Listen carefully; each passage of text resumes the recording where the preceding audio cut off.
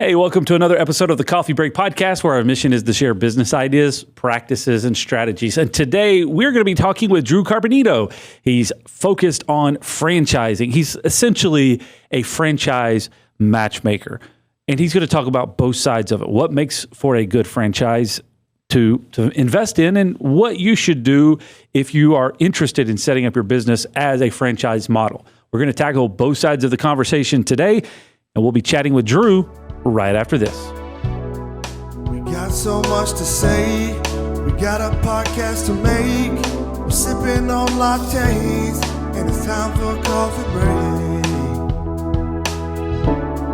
It's time for a coffee break. Oh yeah. Welcome to another podcast, Coffee Break Podcast. Dru, thank you for being here. You've got coffee. It's delicious. Thank you for having me. Well, I mean, it was hand brewed coffee. A lot of love in that one. A lot of love and almond milk. So we appreciate you being here today. We'll talk a little bit about how we arrived at this table today in just a few minutes. But before that, we have to get into rapid fire. It's 5 randomly selected questions just to get under your skin with unknown point values. Let's go. You ready? I'm ready for this. I saw it earlier. I've been like mentally preparing for these. Yeah, Dru said before we started recording is like, I saw some of the episodes, but I'm not quite sure exactly what's. And it's really not that bad, but they are random questions that I have. He has some pretty good questions. Well, I mean, they're just ones I've garnered from other places, and I don't really know the purpose of them. They just show up. So, well, I'm ready. You ready? Thanks. What new ideas are giving you energy lately?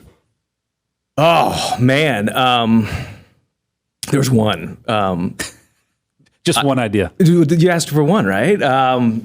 I've gotten into digital marketing and advertising, and Okay. I've kind of spun off like a little mini advertising agency that There you go.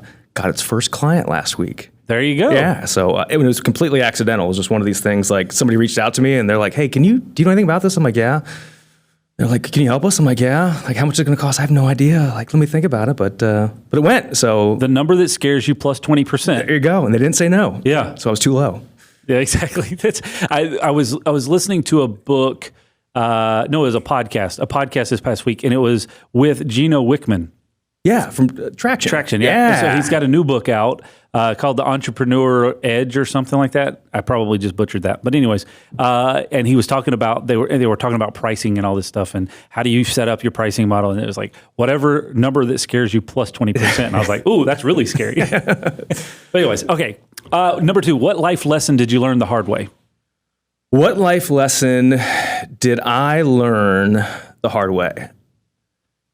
So I lost my mom when I was 25 to cancer. Okay. That was a lesson nobody should have to learn that young. But that was a lesson in humility in life, and just make the best of it, and focus on what you can control and give people a lot of love. Yeah. That's a big one. Is focus on what you can control. That's very interesting, especially in times like we're in right now. Everything is out of control. So all you can do is focus on what you can, and then worry about that. Number 3, what are you an expert at? God, it's going to sound so self-serving, but I do think I'm considering myself an expert at franchising. Really? It's just totally accidental, random. Fell into it 14 years ago and have been in it ever since. So I spent my entire professional life franchising. It's always kind of nerve-wracking asking that question, because if you answer it something that we're not going to be talking about today, it's like, well, why are we talking about something that you're not an expert at? There's my plug. There you go. Number 4, what's the last place that you'd be caught dead? The last place that I would be caught dead. All right, so right now, my wife and I committed to going on a big diet and getting healthy, because we kind of comfort. We had a lot of comfort food through this whole thing. So I would not be caught dead in a fast food restaurant. And I'm like, for me to say that, it's difficult, because I'm like kind of like I'm a lazy eater. Sure. But I've had this like shift in my mindset around, like, I actually think it's kind of gross now. And I don't know what changed other than. Now, what do you classify as fast food versus quick service? Yeah, good question. So like a McDonald's, like I wouldn't. What about Cookout? Right now? I mean, they have a lot of good stuff. And they have like more variety. Yeah. So like, that's a good question. But I'd probably have to put it, just for where I am right now in my journey of getting healthier, I'd have to say that I would have to put Cookout in the same category as McDonald's. Yeah. It's been probably 8 years since I've been to McDonald's. Really? Yeah. Inside or like drive-through? No, at all, period. Good for you. since I've purchased anything from McDonald's. 8 years. Yeah. Good for you. Not Cookout, though. Cookout is different. That's why I was asking for classification. Can I ask why? Well, it had to change my lifestyle. Yeah? Same thing, yeah. Yeah? Really? Yeah, if you're going to change something, you have to change something. That's part of the process. So you can do it. I believe in you. I think I'm there, at least today. Just don't go by Cookout because the smell is. There's actually a McDonald's within rock throwing distance of here, and on occasion in the evenings I'll take a run around there's like a 3-mile loop around here, and you run past a Cookout, and then a McDonald's is right next to it, and it's like you're running and you're sweating, and all you smell is this scent of grilled beef. Or whatever it is. Yeah. I don't know how I got caught off on that. But number 5, which celebrity would you pick to exchange lives with? Wow. Which celebrity? The athletes count? I guess. There's not really any specifics around our questions here. You know, it's like the one sport, I've been kind of watching this because it's the one sport that's back, but like Lionel Messi, you know, like a European soccer player who gets to travel the world playing soccer and doing a bunch of cool stuff. And I've always tried to be a good soccer player, but I've never really got there. But I just think the having that kind of skill, but also being able to go travel the world and see the whole world through the game of soccer would be pretty cool. I guess soccer is a more internationally traveled sport than most NFL, NBA. They do international travel on occasion, but it's mostly domestic. That's interesting. I don't understand the sport of soccer, so whoever you just said is probably really famous, but I have no idea. You don't know who he is? Oh, yeah, he's a good soccer player. So he's really good, really good. Yeah, he's good. Cool. All right, you passed 5 questions, rapid fire. We'll give you a score of 724. So okay, good I'll work. take it. Thank you. I don't know what that means, but congratulations.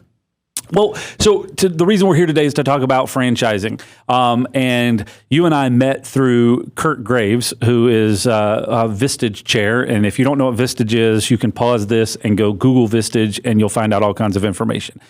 How do you know Kurt? Through Vistage. I had been, through one of the companies I was working for, I was in Vistage with another chair, Dave Zierfoss.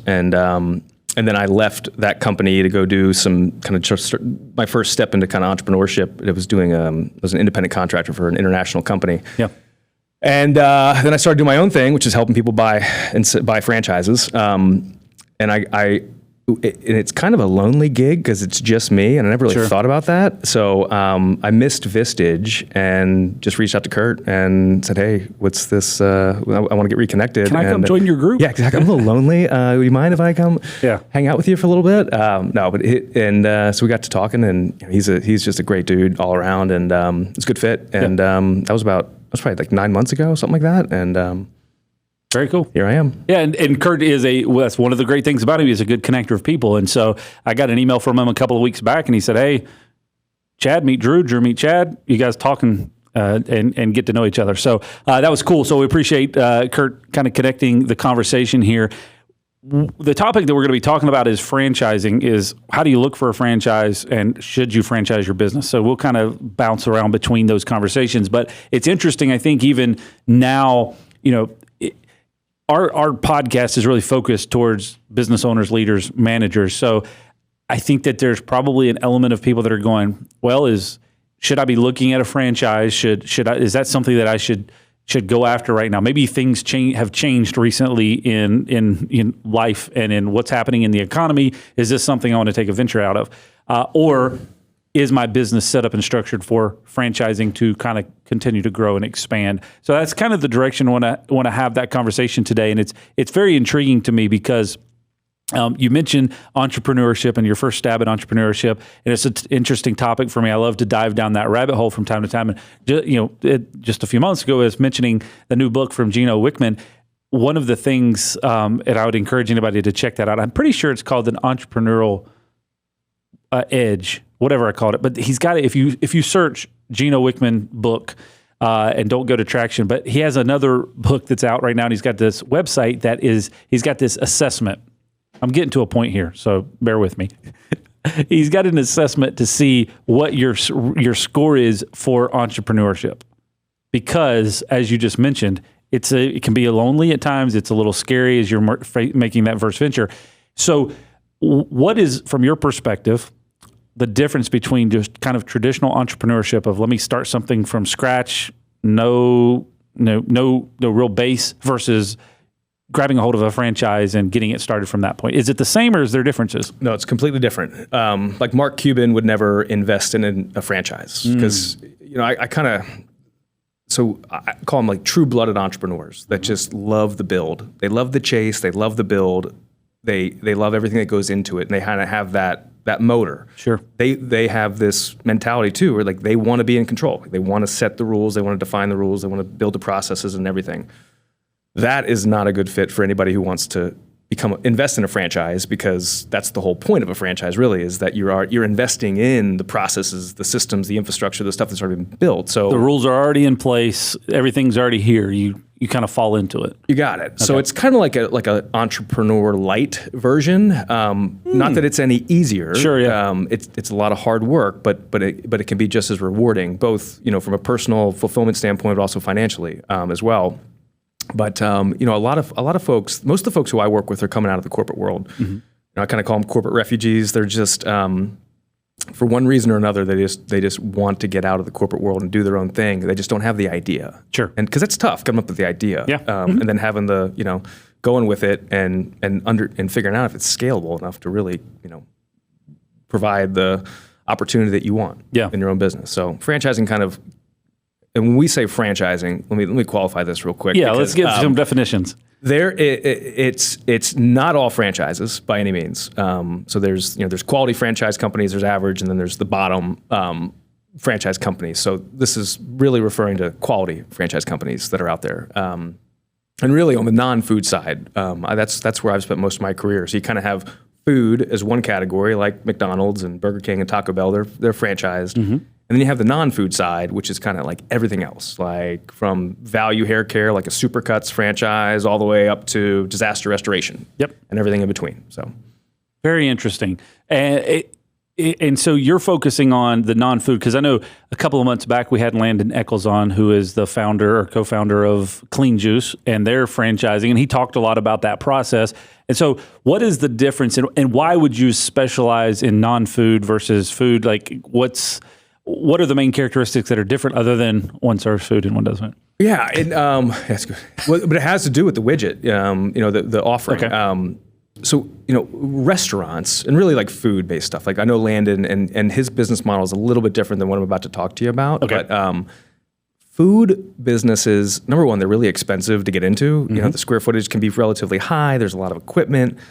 Like a McDonald's has like 100 employees. I mean, it's not like it's there's a lot of moving parts to that thing, so it's expensive. It tends to be like a higher volume, but a lower margin kind of business, which means it's a lot of work for not as big of a return. Sure. And the lifestyle can be tough because the hours that you need to be open, depending on the, what it's serving, can be not as lifestyle friendly as a lot of other businesses can. So generally, and at the end of the day, like there's all those things. I think you need to have some kind of a background in running a restaurant to be successful with a traditional food franchise.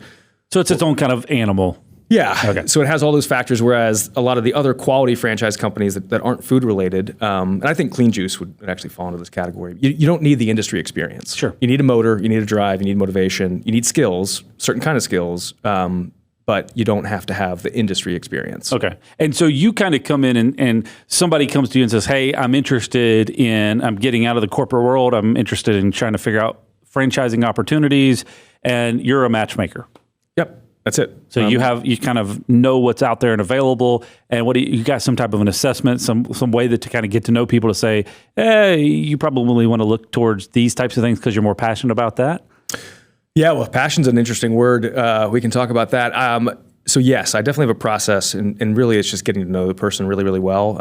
There's a questionnaire and stuff, but a lot of it comes down to just helping them understand what's out there, because it's very, it's a lot of education, because people don't know what they don't know, and so I help them kind of get a feel for that. And then really, the biggest thing is helping them find businesses that, yes, they can get excited about, but they're not too passionate about it, because I think there has to be a balance between passion and financial reality of what the business potential is. Gotcha.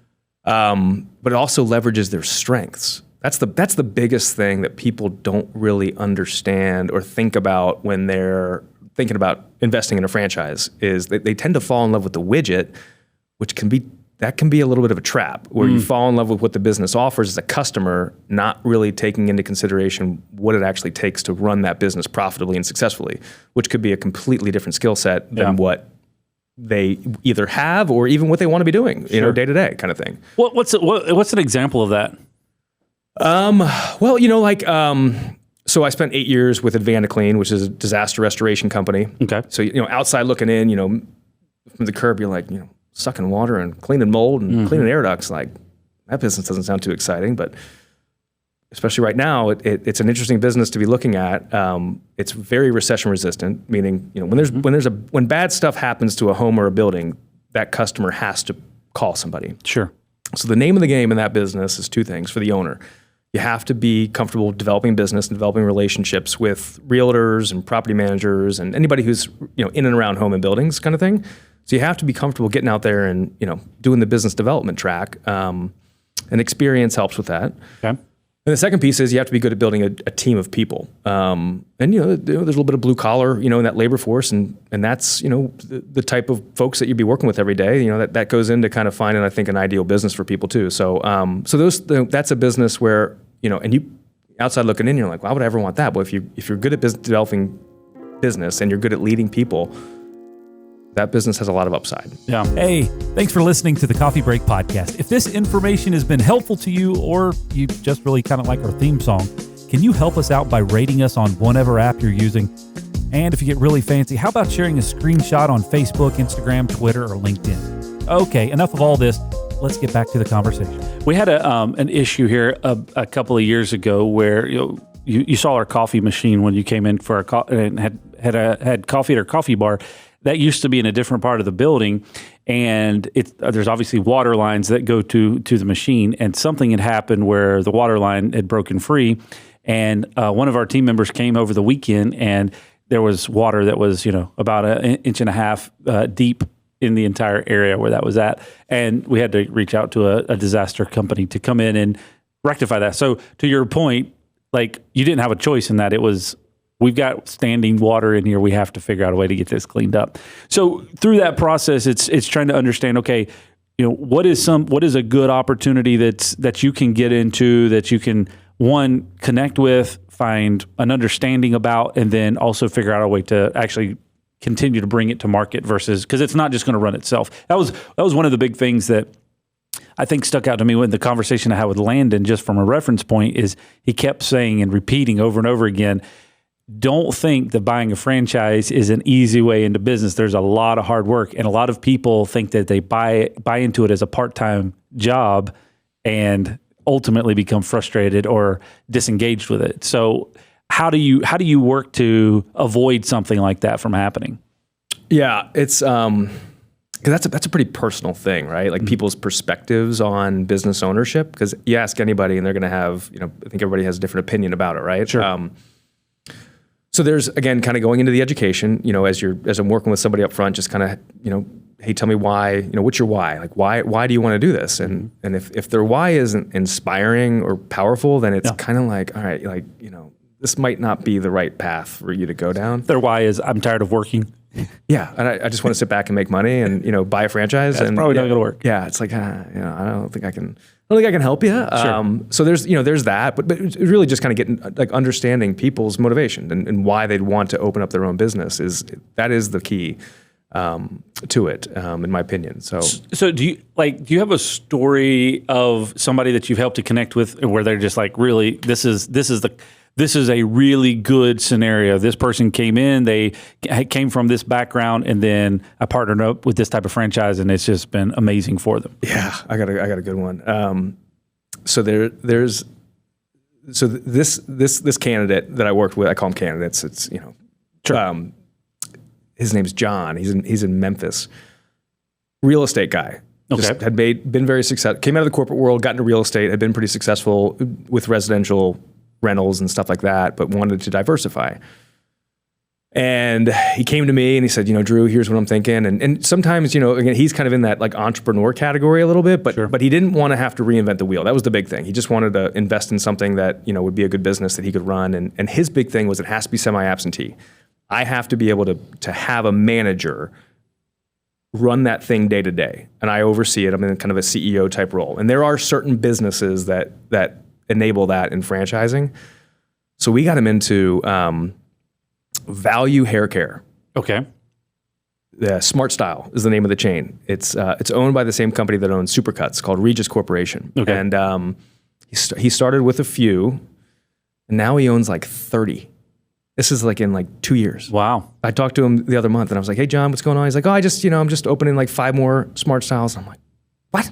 Yeah. And so he's got this massive empire that he's been building, and that was kind of a cool story, because he just, it's one of these businesses that, Value Hair Care in a Walmart. Like, come on. But but it clicked with him, and it's working. Manager run, and Value Hair Care, when the government doesn't shut them down, tends to be a pretty recession resistant business, if you know what I mean. Because people think about it, like, sure, like everybody coming out of the lockdown, what's the one thing that everybody in America wanted to do? Yeah, that's true. Get their hair cut. Yeah. And it's just, hair's going to grow, and so it's and this company has done a good job of they specifically want business franchise owners that want nothing to do with the customers. They're comfortable delegating and building a team of people to run the day-to-day stuff. Yeah. And that's what opens up kind of the opportunities and some of that semi-absentee stuff. So what makes a good franchise? Like when you're looking at something like that, or what's the point of it outside? I mean, a hair care, value hair care. Is that what you called it? Value hair? What? Value Hair Care. Yeah. Value hair care. Okay. Value hair care. What is the difference between buying into something like that versus me going down the road, getting a spot, and bringing in some stylist and saying, take off? Yeah, you might like to do that because of, you've built a successful, independent business of your own, right? Time, acceleration, the fact that you don't have to figure all the stuff out that goes into it, especially like on the labor piece of it, like that, knowing who to hire and how to hire that, the type of people you need and to run a business, that's a big piece of it. Gotcha. I think the marketing and advertising ends up being probably the biggest tangible value that a good franchise company offers, because the really good franchise companies, they understand how to acquire customers down to a science. Gotcha. They know, hey, if you invest in this Facebook campaign with this vendor and you make and you put this offer out there, your optimal spend should be about $1,000 a month. Sure. It shouldn't go above it, shouldn't go below it, and you should see this ROI. Don't do yellow page advertising. We've tried it. That's the thing of the past. It's just going to save you money. So they basically bring a set of best practices. We know this works. This is what you need to do. Yep. And then like in other businesses, like the disaster restoration business, like you mentioned it, when a customer calls, if you answer the phone call when that customer calls, you have a chance to win that game. Mm-hmm. So what we did is we centralized the call center. So whenever somebody from around the country would call, a customer would call an Advantage Clean local office, they think they're calling the local office, they'd go to a call center, which we ran as the franchisor because it was important to that business. But also, number two, that then the franchisees don't have to staff for that piece of the business locally. They save a bunch of money and time, and we could do it really well centrally. And so, so that was like another example of something like a tangible type service that good franchise companies are offering to the franchises. So there's some value in that if you're trying to start up a service business, if a franchise has that as an option where it kind of offloads a lot of the customer procurement side of things and allows you to go out and kind of operate the business. That's a big component of operating a service business, is being able to receive phone calls and process information. If they already have a system and process down for that, then that is a major time savings for you, because I can tell you we're connected with a lot of security professionals all across the country, and that is the process of receiving customer information and processing that workflow is completely different for every business. So having kind of some standards and some best practices in place would definitely be beneficial. Yeah, and it it's a lot of these little things, but they kind of all end up adding up to a big effect of getting to cash flow positive faster. Sure. And then I honestly, I think in the franchise world, call it $500,000 to $1 million in revenue kind of size businesses. Mm-hmm. my belief is you see a higher resale value too down the road of a franchise business, an existing franchise business compared to an existing independent business. Sure. For a lot of the same reasons that we're talking about. So I think a potential franchisee, if they're thinking of getting into a business, and then flipping it in 8 to 10 years down the road, then there's a little bit of a way to look at it from the exit strategy too. It's essentially an owner's manual for a business at that point, right? We have this conversation quite a lot in the circles that I run in, and people are constantly like we're looking for best practices, we're looking for advice, we're looking for input, way other people are doing things, and at the end of the day, it's like, well, there's not an owner's manual to figure all this out. There's not something that says this is how you have to do everything. It's a lot of testing and figuring it out and do that. So with a franchise, it's kind of like, hey, here's the owner's manual, and follow this process, follow these guidelines, and you will see success if you put in the hard work. It's not guaranteed, but if you follow these processes and put in the hard work, then you're going to get the results. Yeah, and if something comes up, call us. You have that support network, or you can call a franchise owner. That's you've got this. That's one of like the intangible things that people don't really think about, is that there's this network of other entrepreneurs that are building the exact same business that you're building around the country. Yeah. Some people might be 3 years ahead of you. Well, you can call that person and say, hey, can you help me? Just, when you mentor me, or can I pick your brain? I ran into this issue, and I ran into that 3 years ago. Here, do this. And it's like, oh, okay, thank you. You just saved me a lot of time and effort. Because we're making this stuff sound pretty easy. Like Sure. It's turnkey, but it's the implementation. The art of the implementation by the franchise owner is the key to this whole thing. So some people, which is where you kind of see some variance in franchising, though, is sure. What does hard work mean to you, and what does it mean to me? Well, but at the end of the day, when you're investing into a franchise, from my understanding, and you're the expert on this, but they're essentially, for the value that you're paying for it, they're providing you with the resources and support, and what I would simplify it down to, and I know this is an oversimplification, but a checklist of, okay, I need to open up this branch, so I've got to find these locations. Here are the types of locations where this business fits in best. So go look here. Then you need to procure this and this and this and this, and it's essentially a formula plan, a execution strategy versus, okay, going back to our thing before, I go down the street and find a space and decide I'm going to start my own hair care business. Well, there's a lot of things I don't know that I need to expect for it, and that I'll figure those out at some point in time, probably the hard way. But this is kind of a predetermined list of tasks that need to be done. You got it. It kind of boils down to this, and this is both from like why a company would franchise because it's an expansion strategy, and why would somebody invest in a franchise? Okay, because it's an economic, it's an investment. Sure, it's not just to play around. I mean, this is to make money and create an asset that you can hopefully sell, right? And have a better lifestyle that you couldn't get in the corporate world or whatever. So basically, franchise companies give up the bottom line profits that they have developed that they know work. In exchange for a small amount of the top line revenue in royalty. Gotcha. So they give away the bottom line profits to the franchisee, which is that's the franchise owner's benefit is, okay, hey, this business model these guys have developed, this is the kind of profit, this is the investment, and this is what we should make if we replicate the business model the way that they've developed it. And that's the art of a good franchisor, is they know how to help people replicate their business, and goes into all that stuff. So that's kind of like that's the harmony in franchising when it's a good fit and works really well. Can you copy this key? That's a question we get asked about 3,422 times a year. And how can you actually be sure that the person who asked that question is supposed to get a copy of that key? Well, we think you should always know who can copy your keys to your business and your home, because it could be your neighbor, an old employee, a contractor, or even worse, your mother-in-law. At Loc-Doc Security, we believe in protected key systems, so you always know who has a copy of your key. To find out more, visit locdoc.net or stop by our Charlotte location. Loc-Doc Security, helping you protect your people and your property. So, kind of moving along to, I'm a business and I'm like, okay, kicking around the idea, maybe I should start franchising locations. Maybe I should we think we've got a good process down.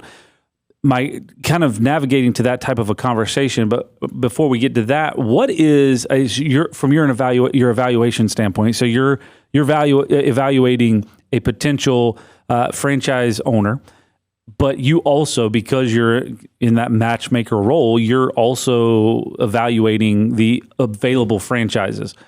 What are things that you look at and go, this is a really bad franchise, stay clear of this? These are some proven things that just are not good. What are things that you should be looking for that would kind of scare you away from it versus the ones that are like, hey, yeah, this is solid. You want to go after this? Yeah. That's a great question. So the first kind of filter is territory. Okay. Is, where does a prospective franchise owner, where do they want to have their business? Okay. And what kind of territory is left? And, in Charlotte, right? Like there's sweet spots typically for different types of businesses. There tends to be sweet spots. Okay. If all the sweet spots are gone, but this franchisor is like, oh yeah, we'll we'll go out to, another county, that maybe doesn't, have the ideal demographics, then, I'm not going to necessarily waste somebody's time with that. So that's the first thing. So I put a ton of weight in leadership, the leadership of the company and their commitment to franchising, which is what we'll probably talk about next in franchising your business successfully. I put a lot of weight in the leadership and who they are and how if I've gotten good vibes or not from them.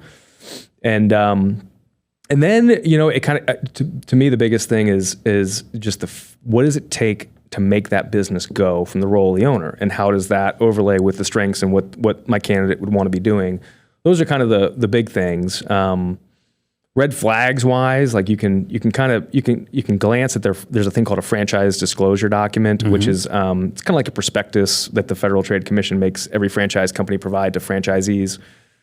That you can glance at that and you can see their track record. So for the past 3 years, you can see kind of how a franchise company, they have to disclose any outlet that they've opened and any that have closed. Got it. So you can do a quick sniff test if they're on a positive trend. That's good. If they're not, we've opened 1,000 locations and closed 900 of them. Yeah. Yeah. Right. Yeah.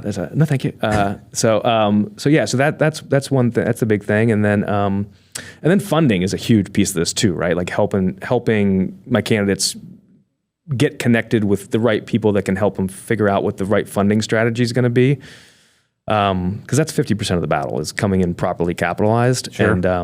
And there's a lot of different ways to fund franchises, but some people are more comfortable, investing more of their personal, net worth than others, kind of thing, which that defines a lot of it. But basically, the biggest distinction is this: do you want to be a full-time business owner, jump into a business full-time, and get into kind of a low overhead business that you're gonna grow that thing from day one. You're gonna be involved in the business and then get it to a point, maybe over a point of few years, where you're gonna then have a team of people running it, or do you want to look at some semi-absentee franchises too that are more manager-run, that you're comfortable delegating to a manager and hiring? You have to be really good at hiring people in that model. But that tends to be a pretty big filter too that sends us down certain paths. Kind of what is the ownership involvement? How does that process look? And then that's a big filter. You go to A and B, and then from that you can start diving into it. Yep. So if I'm now kind of in a business and I'd say, okay, I think we have a process. We've got, we have A, B, C, D, whatever. And now I want to start figuring out what is the process to actually bring this thing to market. Because at that point, I've got to get with somebody like you to say, hey, I need you to help me connect with potential buyers. But what do I need to do to have my house in order to get into that process? Yeah, a lot. A lot. All right, so that's a great answer.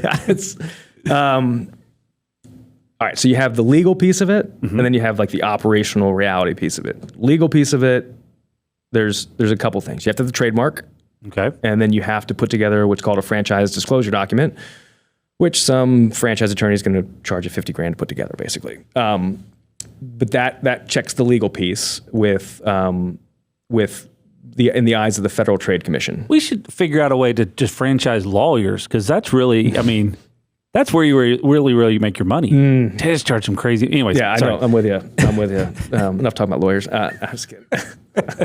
So they're going to help you to put together that document. Yeah, and then in the eyes of the Federal Trade Commission, you're good in most states. Now, some states, not North Carolina, but some states have other state-based regulations. But you can you can choose not to expand into those states first, and kind of just go with the states that adopt the FTC rules. Gotcha. So legally, you're good. Yeah. Which, believe it or not, there are a lot of companies that claim to be a franchise and just don't have those two things put together. Yeah. Interesting. So, yeah. I mean, there's no watchdog really out there that's governing this thing. So it's, So they're not necessarily franchises. They're just kind of additional branches that they've brought additional investors in. But anyways, the proper way to do it, have a trademark and have your franchise documentation. Yep. You got it. Now, operationally, I think we talked about this. It's like, number one, it's an expansion strategy, right? So I think one of the considerations is capital. Do you want to give up, the bottom line profits of potential additional locations around the country in exchange for maybe not having to invest as much capital opening those locations? Are you okay giving up a little bit of control at the local level, on your baby? Because your baby might look a little bit different in each city, depending on, the owners. Yeah. You ready to have some more kids? Because that's what it's like. Once you start expanding and partnering with people in a franchising relationship, you're married. And they're going to go through their growth as just like a child does of their stages of development. They're going to go through some development as a business owner. Need to be ready to kind of nurture that and be prepared for it and support people in different ways. Which that dynamic, it's a unique dynamic. Yeah.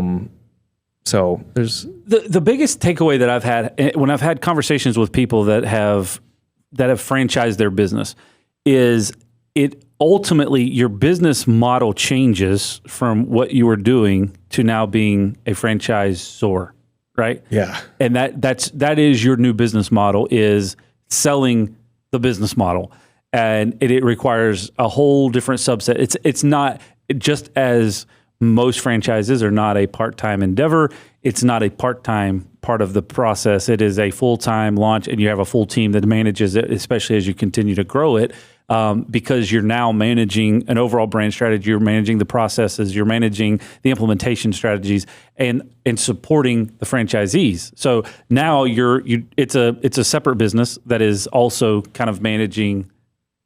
You're managing two different business models simultaneously. Yeah, well said. It is a different type of business. You're a replicator essentially, and you're teaching people to replicate the business that there's going to be some variance in who piece is. Sure.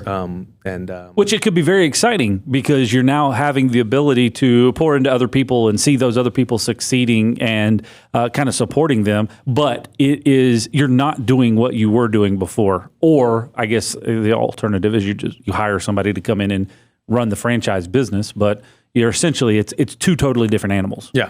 Well said. And then culture, I think values change a little bit too as you get into the franchise piece of it, because there has to be an entrepreneurial angle to the culture of the company, because you're empowering a lot of people who are first time business owners. Depending on the who. I mean, maybe you don't want to go after first time business owners. Kind of depends on that that ideal franchisee. Yeah. But I do think that there's a little bit of a shift in culture too. For everybody, especially the people that your team, the people that have built this successful business and have been operating it for so many years, to have the right mindset to help other people learn that business and be successful with it. Very interesting. So I guess my big takeaway from this is that if it's something that you're looking into, you have to dive wholeheartedly into trying to franchise your business. It's not something that you can take a passive role in. It's something you have to dive into. And if you're looking at buying a franchise, be in that same mindset for the most part. Now, once you get started, maybe you have the ability to expand those franchise locations and have more of an oversight role, but your initial kind of dive into it, you're going to have to really understand what's going on with the business and be involved just like you would. It's not necessarily a super easy road, but it could be easier than starting it totally from scratch. Mm-hmm. Yep. Well said. Well, cool. Summarize that up pretty easily. Cool. Dru, thank you very much for kind of stopping in today. Hopefully, people that are watching or listening kind of found some value out of the conversation. Maybe it's something they're interested in looking into. If they are, how are they getting in contact with you? Yeah, I think the first thing is just knowing how to spell my first name, and then you can find me. My first name is Dru. I spell it Dru. Last name is Carpenito. So I don't think there's many Dru Carpenitos in the country. So you can just Google me, and I've got a website and all that kind of stuff. But that's the easiest way to get a hold of me. The website is just your name? It's just my name. Very cool. Just a reminder, you're listening to the Coffee Break Podcast. Also, we wanted to let you know that our team puts together a weekly blog post. You can find it at locdoc.net/blog. It's guaranteed to raise your IQ by 12 points or your money back. So it's pretty much a win-win. All right, back to the conversation. Drew, thank you very much for being here today and for being part of the conversation at the Coffee Break Podcast. We appreciate you tuning in today. If this is your first time watching or listening, well, we've got plenty of these episodes out there.